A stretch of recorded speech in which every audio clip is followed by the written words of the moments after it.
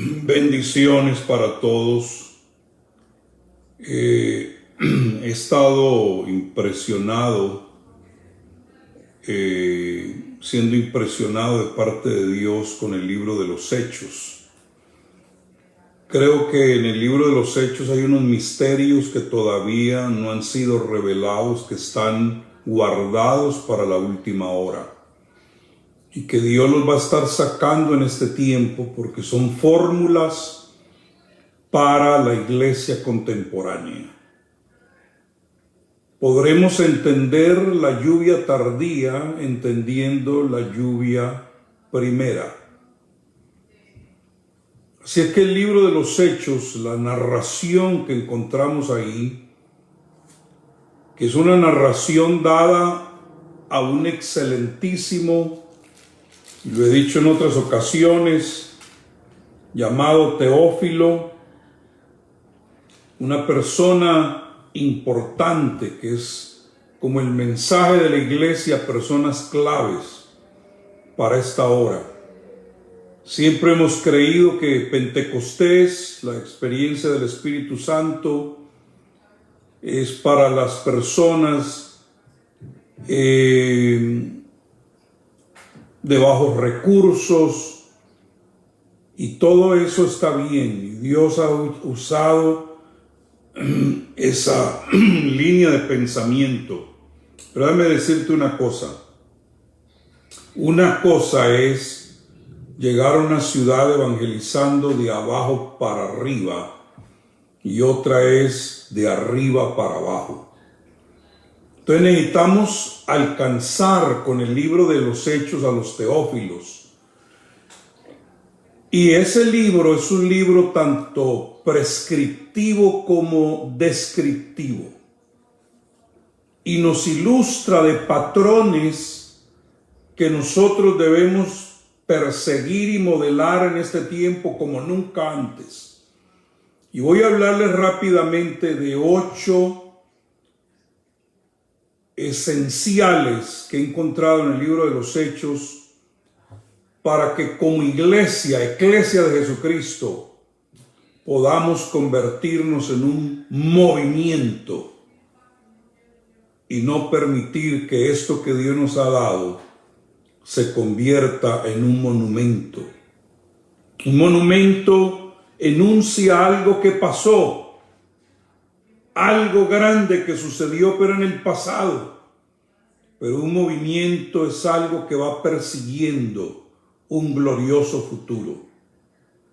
Y creo que la iglesia del Señor, aunque tiene sus monumentos históricos, no nos momifica ni nos convierte en estatuas estacionarias en un parque, sino que este es el gran movimiento del Espíritu Santo a través de su iglesia. Por eso el libro de los Hechos es considerado, no como algunos han dicho, los hechos del Espíritu Santo, o los hechos de los apóstoles, sino los hechos del Espíritu Santo. Porque si usted nota, los apóstoles estaban quietos.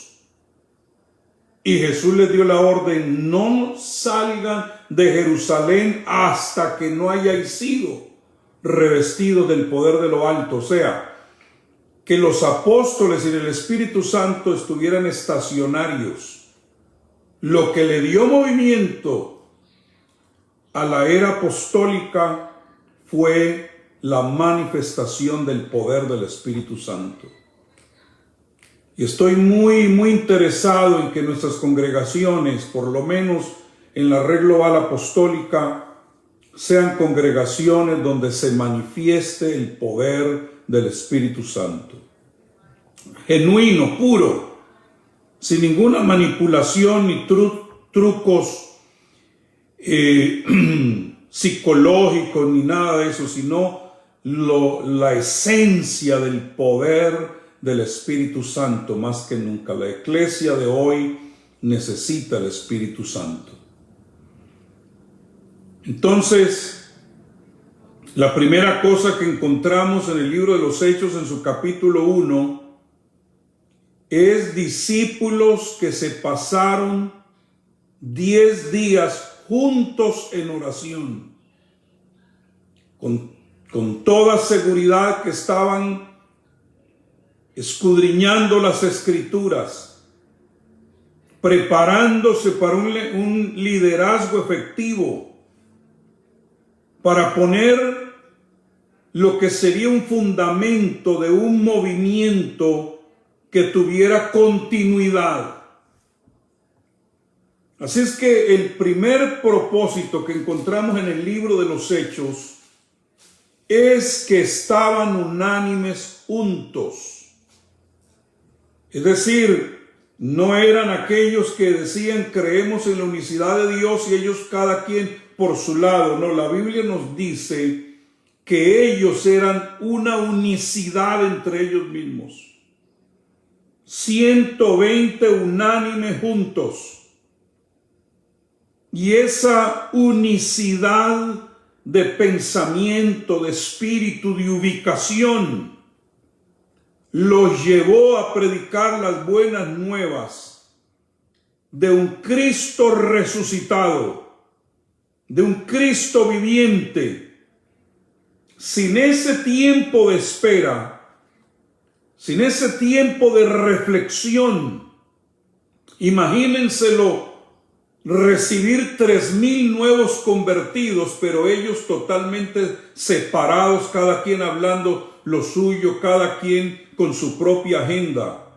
No, cuando llegaron los 3,000, la red no estaba rota, estaban unánimes juntos. ¿Por qué? Porque si hubieran llegado los 3,000 que se convirtieron el día de Pentecostés después del sermón de Pedro, hubiera sido un caos total. Se hubiera destruido el movimiento de una, porque los 3,000 venían buscando dirección. Imagínense ustedes recibir 3,000 de una sola, si no hubieran estado ellos unánimes juntos, ¿cómo hubieran tenido, por ejemplo, los bautismos ese día? Entonces es importante que la iglesia que se mueve en este tiempo sea una iglesia unida. La iglesia contemporánea, su mejor arma es la unidad de espíritu, la unidad de pensamiento, la unidad de visión. Que tengan una reflexión bíblica que los marque para ser empoderados con el poder del Espíritu Santo, pero para recibir las grandes cosechas que vienen. Número 2. La iglesia creciente del libro de los Hechos eran una iglesia que tenían una fe extrema. Y esa fe es esencial para la iglesia de este tiempo. ¿Y cómo lo lograron? Escúchame lo que te voy a decir claramente. Muchos de nosotros queremos depender de milagros. Vamos a hacer una campaña de milagros y los milagros atraen a la gente, pero no la retienen.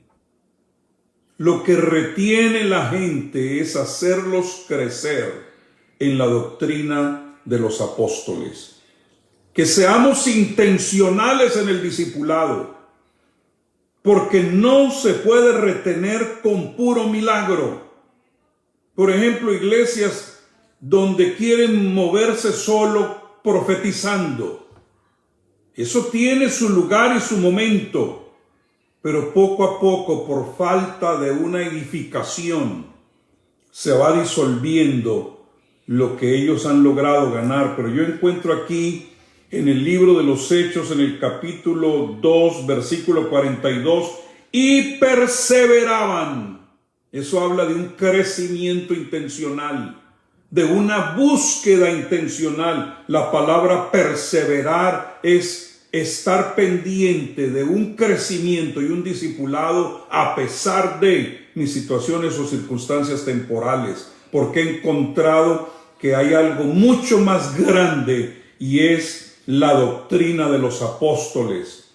Dice que perseveraban también en la comunión unos con otros. Toda reunión de comunión que usted tenga en su congregación debes asistir a ella: en el partimiento del pan y en las oraciones. Entonces era una perseverancia en 4 cosas: la doctrina de los apóstoles, comunión unos con otros, partimiento del pan y en las oraciones. Una iglesia invicta, una iglesia poderosa. Entonces todos aquellos que se convirtieron el día de Pentecostés pasaron por este proceso de Hechos 2:42. ¿Para qué? Para formarlos, para hacerlos discípulos de Cristo, para que no perdieran la experiencia que tenían. Y óigame lo que voy a decirle: la oración corporativa cada vez se hace más poderosa e importante. Está bien que usted ore solo, lindo que usted tenga sus tiempos de oración, pero si algo Dios está honrando ahora más que nunca es la oración corporativa. Es decir, cuando nos reunimos como iglesia para orar, esas experiencias de estar juntos es supremamente importante.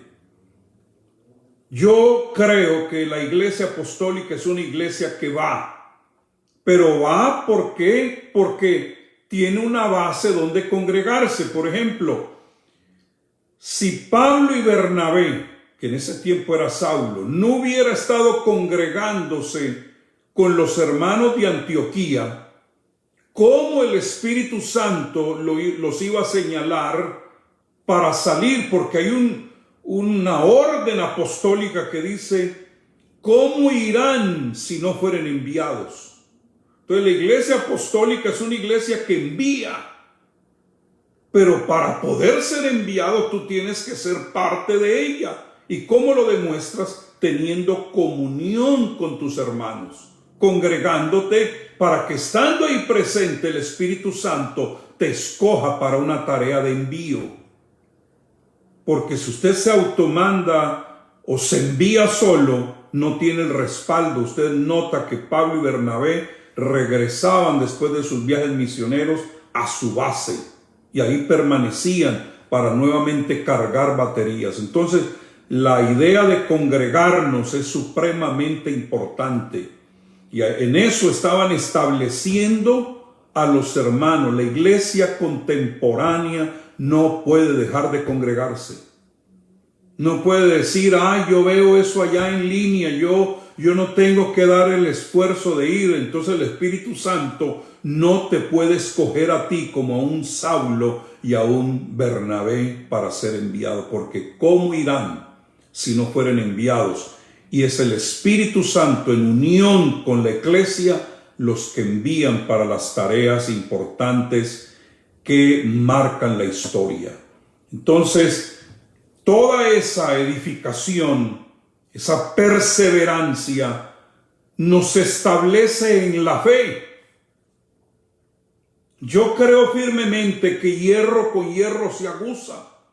Y qué bueno es cuando hay apóstoles, cuando hay profetas, evangelistas, pastores y maestros, que usted se le pega y te van formando, te van edificando, te van estableciendo, sacándote el filo.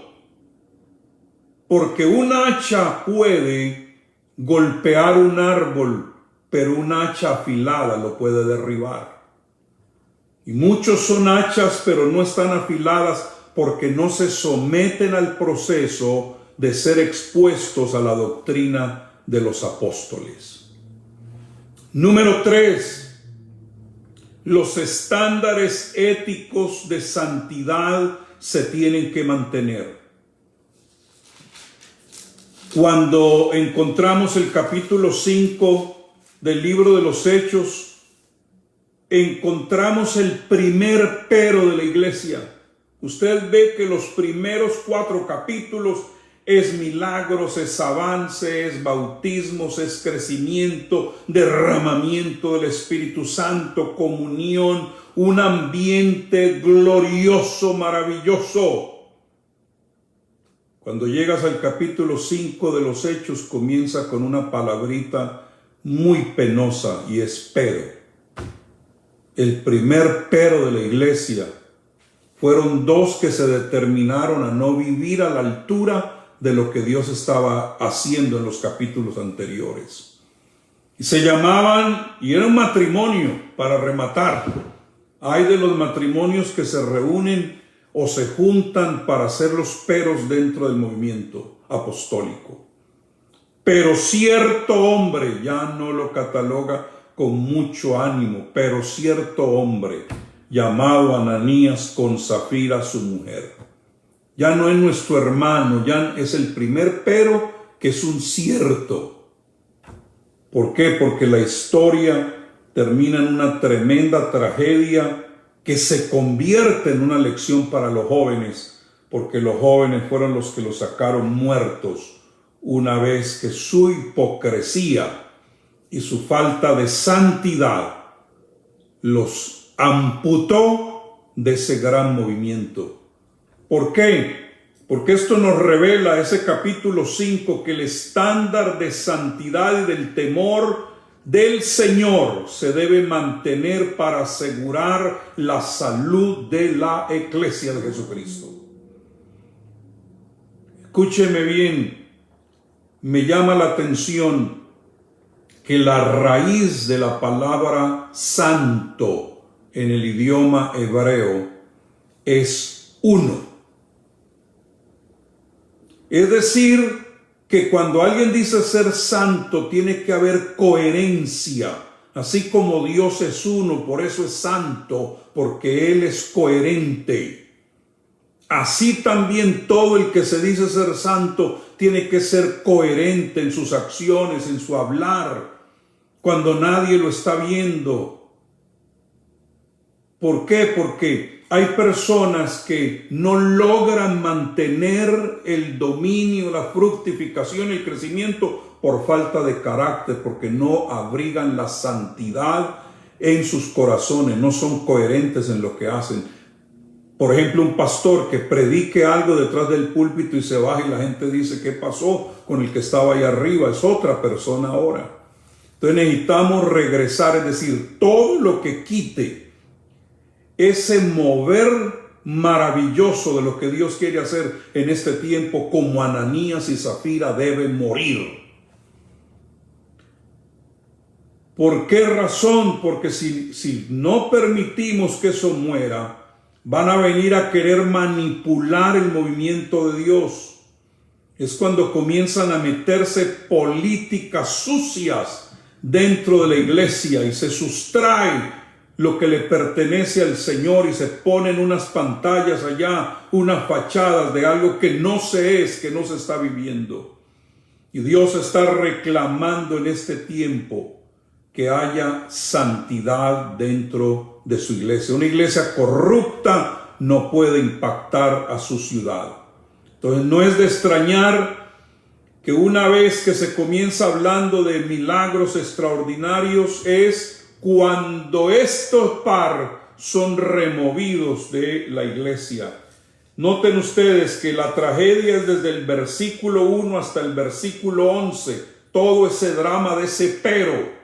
Cuando Ananías y Zafira son sacados, arrastrados de delante de la iglesia y estando Pedro al frente, en el versículo 12 vuelve y se empalma el capítulo 4 de lo que Dios venía haciendo por 4 capítulos y vuelve y reinicia en una explosión. Miren lo que dice: y por la mano de los apóstoles se hacían muchas señales y prodigios en el pueblo, y estaban todos unánimes en el pórtico de Salomón. Si notan ustedes, el versículo 12 es Dios diciendo: removieron ese cáncer, esa falta de temor, de respeto, de honra, esa falta de santidad, de querer engañar al hombre de Dios y el Espíritu Santo. Ahora yo les regreso un Hechos 5:12 para demostrar que estoy complacido con mi pueblo como iglesia. Entonces no podemos permitir que cosas que no son bíblicas vengan a permear la buena marcha de este movimiento de la iglesia de Jesucristo. Número 4. Debemos ser una iglesia donde no haya racismo, donde no haya distinción de personas por estatus, donde no rechacemos a aquel que porque es griego entonces no le servimos bien. Por ejemplo, todos los países que ahora mismo estamos albergando inmigrantes, aquí pasa toda clase de inmigrantes por Los Ángeles. Entonces, que porque no tiene documentos lo vamos a tratar de una manera inferior, o porque no es de nuestra raza, porque no es judío y es griego, entonces los vamos a discriminar. La verdadera iglesia de Jesucristo, el verdadero movimiento de Jesucristo, no hace distinción entre esclavo y libre, entre hombre y mujer, entre bárbaro y escita, ni entre judío ni entre griego. Todos somos uno, ni siquiera varón y hembra. Solo los religiosos hacen diferencia de varón y hembra. Pero la verdadera iglesia de Jesucristo no permite que esa cabeza fea del sectarismo, de la separación racial, emerge entre nosotros, sino que se la cortamos inmediatamente en el poderoso nombre de Jesucristo. Y aquí había algo extraño en el capítulo 6. Crecía el número de los discípulos y los hermanos griegos que se convertían tenían murmuración contra los hebreos, porque las viudas del grupo de griegos eran desatendidas en la distribución diaria. Denle más a la hermana judía, y a la que es griega denle menos o no le den nada, háganse los locos ahí. ¿Cómo lo vamos a permitir? Inmediatamente se puso orden y se seleccionaron a 7 varones llenos del Espíritu Santo para que se encargaran de servir a las mesas, de la distribución de los bienes que la iglesia tenía. Es decir, hombres llenos del espíritu de sabiduría, porque se necesita sabiduría. Solo un ignorante opera en discriminación. Solo un ignorante opera en sectarismo. Pero la iglesia llena del Espíritu Santo tiene sabiduría para que se acabe todo tipo de murmuración, porque era una murmuración provocada por una mala acción. La iglesia contemporánea debe entender que es una estrategia clave entre nosotros retar y vencer todo aquello que quiera opacar el gran movimiento de Dios en nuestro tiempo. Número 5. Encontramos en ese mismo capítulo 6 la historia del primer mártir de la iglesia. Esteban es arrestado, y en el capítulo 7 vemos el desarrollo. Yo creo que es el capítulo más largo del libro de los Hechos, 60 versículos, más si le sumas los que aparecen en el 6 del libro de los Hechos, del 8 al 15, toma un gran segmento. Ahora, esto es lo que quiero que sepas. Una fe que no da méritos para creerla, al punto de estar dispuestos a morir por ella, no vale la pena. ¿Por qué? Porque cuando Jesús habló a los discípulos y dijo, van a ustedes a recibir el poder del Espíritu Santo, cuando Él dijo, y me seréis testigos, no era salir a repartir tratados. Cuando Él dijo, me seréis testigos, la traducción original es, y me seréis mártires. Con razón que hay gente que no evangeliza, porque no están dispuestos a dar su yo, porque es necesario que el grano de tierra caiga, el grano caiga en tierra y muera para que dé fruto. Entonces, si tu fe no te motiva a entregar tu todo y todo el tiempo estás cuestionando, Yo he visto que la gente que no da frutos maneja el mismo lenguaje. Ay, me llaman a mí, me están gastando mi tiempo, mi dinero, mi esfuerzo. ¿Por qué me miran solo a mí para servir y para hacer algo en la obra de Dios? ¿Sabes por qué te miramos? Porque nosotros creemos que estás muerto. Y los muertos no se quejan. Y morimos para dar vida, porque ese capítulo 7 del libro de los Hechos no terminó en una tragedia. Terminó en uno al cual se le abrieron los cielos y una impregnación del Espíritu en la vida de Saulo que no se pudo arrancar de la mente, y que eso lo envolvió para que el mismo que Esteban dijo: aquí yo veo los cielos abiertos y al Hijo del Hombre que está a la diestra de Dios, es decir, en el poder de Dios, fue el mismo que Saulo vio camino a Damasco. ¿Por qué? Porque lo impregnó de ese Cristo que él estaba viendo. Entonces, para que la vida de Cristo se manifieste en nosotros, amados, no le podemos sacar la vuelta a esto. Y este mensaje no se predica ahora, yo sé, porque ahora todo es puro la y kumbaya y todo aquello, pero aquí estamos. Hasta esta hora padecemos hambre, tenemos sed, estamos desnudos, somos abofeteados y no tenemos morada fija. Dice el apóstol: hemos llegado a ser escoria del mundo, el desecho de todos. Y él dice: esto no lo escribo para avergonzarlos, sino para amonestaros como a hijos míos amados. Está hablando con paternidad del hombre. Y dice: por tanto, ruego que me imitéis. ¿Que imitéis en qué? A ser verdaderos testigos, a tener una verdadera entrega, para que el reino de Dios se pueda expandir. El reino de Dios no se puede expandir con mamitas espirituales, con galletitas de soda que se quiebran con cualquier cosa. Hermano, para ser verdaderamente testigos de este tiempo, tienes que estar dispuesto como un grano a caer en tierra y morir. ¿Para qué? Para que la vida de Cristo se manifieste en ti. La vida de Cristo no se manifiesta en un vivo. La vida de Cristo solo se puede manifestar en alguien que ha hecho una entrega total.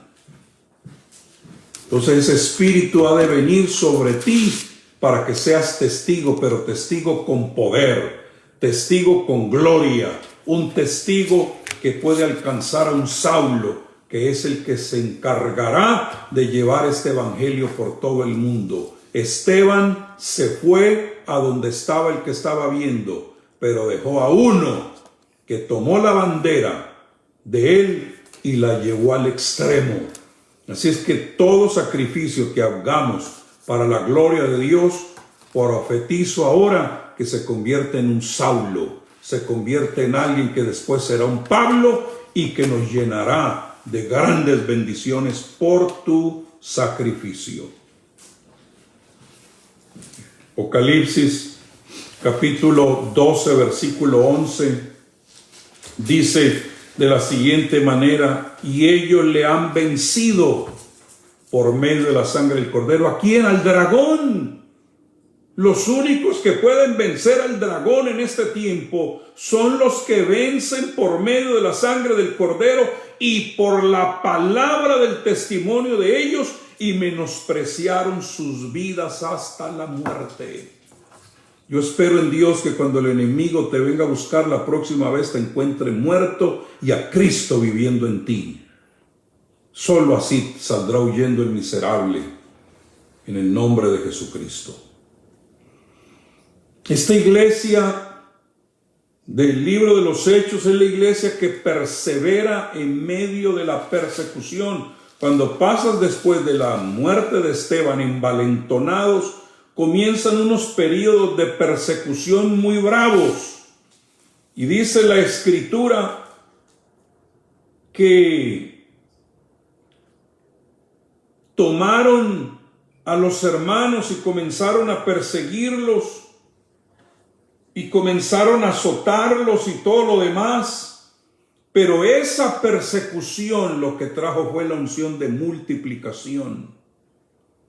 Porque es como las mujeres hebreas, entre más las persigan, más rápido dan a luz. Y ante toda esta persecución, dejó el evangelio de estar encerrado en Jerusalén y ahora se brinca hasta Samaria. Ahora ya vemos a un Felipe teniendo un tremendo avivamiento en Samaria. ¿Por qué? Porque fueron perseguidos en Jerusalén, en Judea, y les tocó irse hasta Samaria.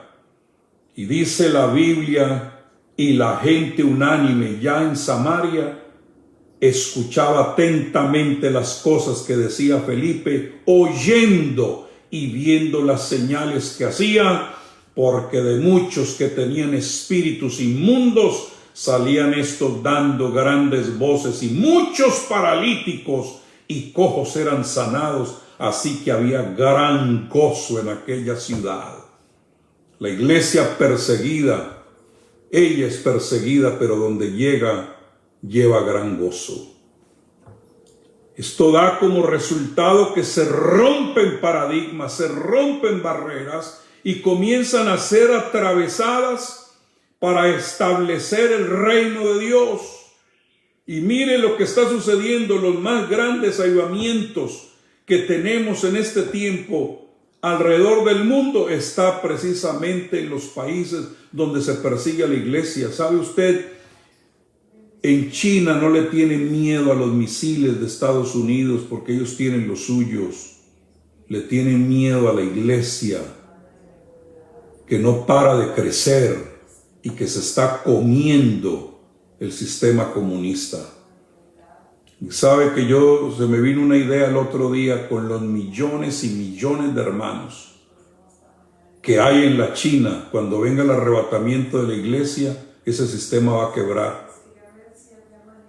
Porque ¿quién les va a producir? ¿Quién va a trabajar? Trabajos forzados y demás. Entonces ellos le tienen pánico a la iglesia. En Irán, el más grande avivamiento que hay ahorita mismo es en Irán. En medio de la persecución, tremendo crecimiento. En la India, tremendo crecimiento. Entonces, aquí ahora los hermanos con cualquier cosita, ya estoy desanimado, ya no quiero ir. Que la hermanita fulana me miró mal. Hombre, eso me indica que están desocupados. Por una iglesia que está ocupada, que entiende el propósito eterno, no retrocede ante semejantes majaderías, sino que persevera, porque en medio de la persecución entienden que entre más grande es la persecución, más grandes son las conquistas, más grande es el mover de Dios, más grande es lo que Dios hace a través de ella. Número 7. La iglesia tiene que aprender a abrazar todo tipo de gente, porque la comisión es para las naciones de la tierra. Ir y hacer discípulos de las naciones.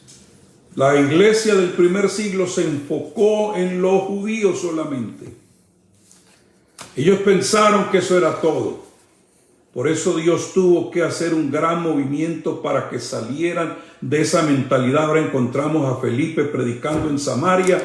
Ahora encontramos a Pedro predicándole a Cornelio. Se queda sorprendido que se derrama el Espíritu Santo en casa de Cornelio, exactamente como se derramó con ellos en el capítulo 2. Entonces necesitamos una iglesia que no está mirando colores de piel, ni de qué nacionalidad es usted. Asuntos de diferencias raciales o culturales, eso no debe operar entre nosotros. Es cierto que estar entre su propia gente trae una zona de confort, pero cuando alguien viene comiendo diferente, cuando alguien pronuncia la misma palabra de algo y lo pronuncia diferente, aquel dice frijoles y el otro dice frijoles, pero es el mismo frijol. Entonces lo voy a despreciar porque lo pronuncio diferente. Entonces vamos a desear que este movimiento del Evangelio del Reino sea inclusivo, que vengan como vengan, con el color que traigan, de la nacionalidad que traigan, de la raza que traigan. ¿Por qué? Porque al final yo encuentro que esto será de toda tribu, de toda lengua y de toda nación. Y ya para terminar y dejarlos ir, en el capítulo 12 encontramos otra gran lección de la iglesia del primer siglo. Y es que en vez de esta iglesia estar perdiendo el tiempo en reuniones de comités y en deliberaciones, a mí me ha tocado estar en congregaciones donde vamos a tener una reunión de iglesia. Y en la reunión de iglesia se ponen a discutir cuántos rollos de papel higiénico van a comprar, cuántas botellas de agua van a comprar. Por amor a Dios, no tenemos tiempo para estar en deliberaciones, ni matando el tiempo con comités aquí y allá. La iglesia del libro de los Hechos era una iglesia de oración, de ayuno. Mire lo que dice la Escritura: ministrando estos al Señor. Ahí es donde está la clave de la iglesia que Dios va a usar, una iglesia que le ministra primeramente al Señor. Y ayunando dijo el Espíritu Santo: apartadme a Bernabé y a Saulo para la obra que los he llamado. Entonces Dios bendice el pueblo que lo busca, Dios bendice el pueblo que ora. No hay nada que empodere más y que ventile más la congregación que el unirse para orar. Acabamos de terminar 24 horas de oración continua, uno pasándole la batuta al otro, y nos sentimos fortalecidos en el Señor para este fin de semana donde estaremos construyendo la casa del futuro basado en todos estos aspectos del libro de los Hechos, regresando a sacar y practicando fielmente el libro de los Hechos. Entonces, cuando la iglesia ora, cuando la iglesia ayuna, cuando la iglesia se mete en la palabra, Dios ahí envía bendición y vida eterna. Dios ordena que a ese lugar se le envíe bendición y vida eterna. Dios no está obligado a bendecir ni a honrar nuestras propias agendas, ni largas discusiones, ni todo el tiempo que la pasamos ahí discutiendo majaderías que nada tienen que ver. Necesitamos aprender de una vez por todas a ministrarle al Señor para que sea el Señor el que nos ministre a nosotros. Padre, en el nombre de Jesús, hay mucho que aprender del libro de los Hechos. Yo solo toqué por encima ahora. Pero te doy gracias por los que se unieron a escuchar esta enseñanza. Y te pido que les reveles secretos de ese libro. Que cuando lo lean digan: esto no lo había visto antes. Esto es algo aplicable para este tiempo y lo voy a vivir y lo voy a poner por obra. Saca, Padre, la manifestación de estos códigos de ese maravilloso libro. ¿Por qué? Porque tu espíritu, que es el que se mueve en el libro de los Hechos, está escrito, nos guiaría a toda verdad y a toda justicia. Y ay, cómo necesitamos la verdad y la justicia tuya. En el nombre de Jesús. Amén y amén. Bueno, voy a saludar a algunos acá. Mi amado Pedro Morales, que está en el Canadá, te bendigo. La pastora Natalie Díez Valencia, Revelación Divina. Gloria a Dios. ¿Quién más está por ahí? Miriam Rendón. Wilson, amado. Aleluya. Qué bendición, qué inefable está por aquí. Yolanda Valdivia. Miriam. Mi amado pastor Jairo González, que está en la ciudad del pecado ahora. Llevando la gracia. Para allá voy el sábado para reforzar el asunto allá. Mi amado Felipe, qué bendición. Nunca me pierdo el cafecito que me manda cada vez que paso por Bogotá. Teresa Rodríguez, bueno, espero que hayan aprendido algo. Mi amado pastor Gerson Paternina, de la iglesia allá en Cartagena. Dani, siempre pensaba que Dani era un hermano, porque aquí Dani es nombre de hombre y es la hermana Dani Puerta, una servidora de Más Life, tremenda mujer de Dios. José Zúñiga, abundante gracia, aleluya, esa vino por revelación del cielo. Jovita Cabrera también está por ahí, Giovanni Jair Méndez, Teresa Rodríguez está en South Carolina, amén. Mi amado Johan, de Nuevos Comienzos, pastores, ya que hay varios pastores ahí, vamos a proponernos a implementar el libro de los Hechos más que nunca. En cierta ocasión estaba diciéndole un pastor bautista a uno pentecostal, le decía: ustedes los pentecostales siempre metidos en el libro de los Hechos, ¿por qué no se sale del libro de los Hechos? Y el pentecostal le dijo: yo me salgo si usted se mete. Pero el Señor me ha estado indicando fuertemente que debemos enfatizar la llenura del Espíritu Santo en nuestras congregaciones. Y nos vamos a estar moviendo fuerte en eso. Cada vez que nos reunamos en algún tipo de proceso de la red global, tendremos una noche dedicada al Espíritu Santo.